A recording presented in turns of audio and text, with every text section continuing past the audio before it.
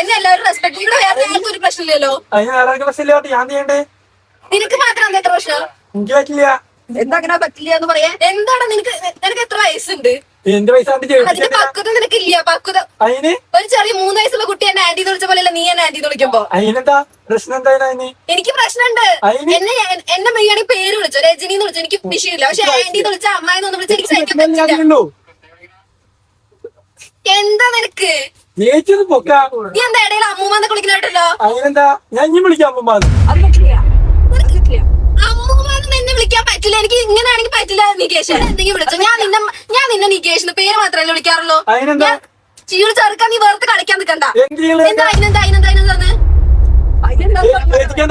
ഞാൻ കുറെ നേരമായി പറയണു എന്റെ അടുത്ത്. ഞാൻ താഴെ വിളിച്ചത് സമ്മതിച്ചു. മേലെന്ന് വീണ്ടും വന്നിട്ട് എന്നെ അമ്മായി അമ്മൂമ്മ എന്നൊക്കെ വിളിക്കണത്. എനിക്ക് പറ്റില്ല. എനിക്ക് ഇങ്ങനെയാണെങ്കിൽ ഞാൻ അവിടെ വരില്ല കേട്ടോ. നാളെ ഞാൻ വരില്ല. സമാധാനിക്ക് ഞാൻ പറയാവനോട്. നീ അങ്ങനത്തെ അവൾക്ക് അത് ഇഷ്ടമില്ല എന്ന് പറഞ്ഞ പിന്നെ ഒരാൾ ഇഷ്ടമല്ല എന്ന് പറഞ്ഞു അതിന് ശേഷം അങ്ങനെ വിളിക്കാൻ പാടില്ല. സ്കൂളിലൊന്നും പഠിച്ചിട്ടില്ലേ നീ?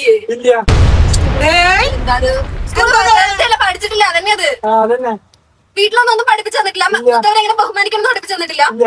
അത് തന്നെയാണ് പറഞ്ഞു.